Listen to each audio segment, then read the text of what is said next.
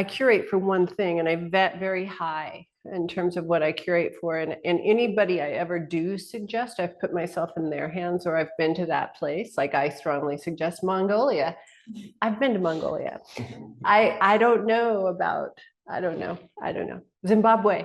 I hope to one day, but that's, so I can't recommend that. But another person asked me for a list of resources.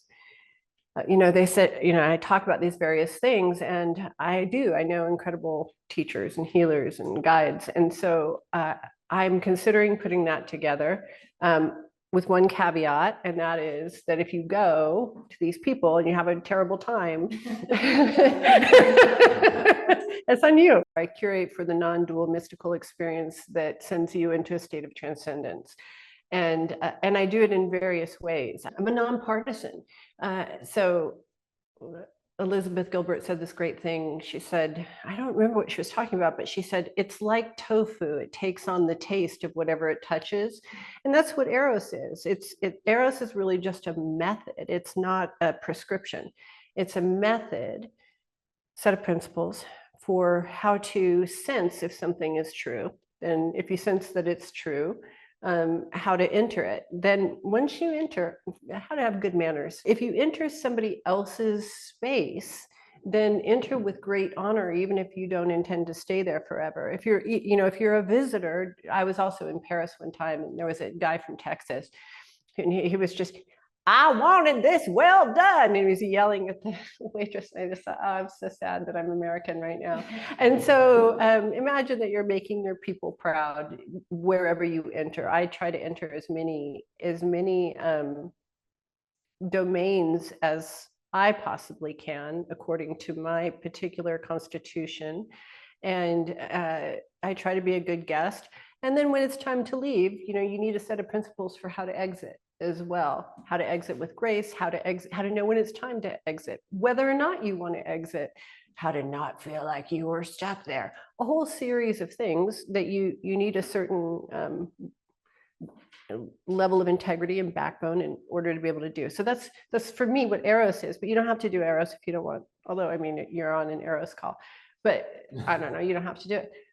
But what I particularly am interested in terms of, I'm looking for doorways, right? I'm looking for doorways into that transcendent experience of emptiness. And so what I'm interested in is, let me see, art and literature is a way of transcendence.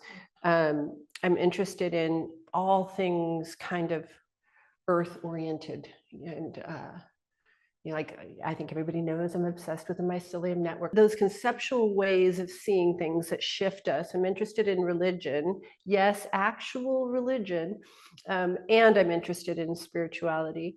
I'm interested in psychedelics as a means, any kind of rigorous form of flow. So one thing to know about also how I curate, I like to curate for the original. I don't like the diluted version. I'm just an old school that way. So I don't do psychedelics at this point, but when I did, you just should know I never would have done it in a medical facility. I like to do my things attached to the ancient version, but I do understand the middle world. Really profound healing modalities.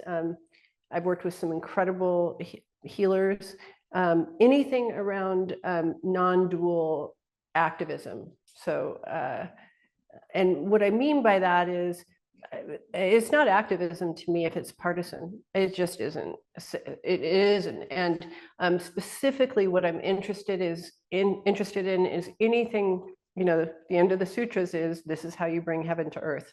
And so what I'm interested in, how the meek shall inherit the earth. The meek shall inherit, that's not the very end, but toward the end. And the idea is really about taking the noble gold and gems that are located and not mined from marginalized communities and bringing those into the center and pendulating the really like rich, untouched soil of these communities, bringing that into the the barren land of, well, I don't like the word patriarchy because it isn't used accurately anymore. Now it's used with this really preloaded negative connotation, and it's just a patriarchy. It's just a patriarchy, and it could be as elegant as anything else if it had the resources that it needs, and the resources that it would need would be what exists in the margins in the center. But it's a neutral structure that you can fill in as you wish, but it's picked up so much connotative value that we're having challenges. Oh, and anything around I guess transcendent relationship and transcendent sex. Now, I have a very high bar for that, like consort level high of a kind of neutrality. I'm working with one of my heroes and friends, Ira. We're going to do a talk next Wednesday. I'm so excited.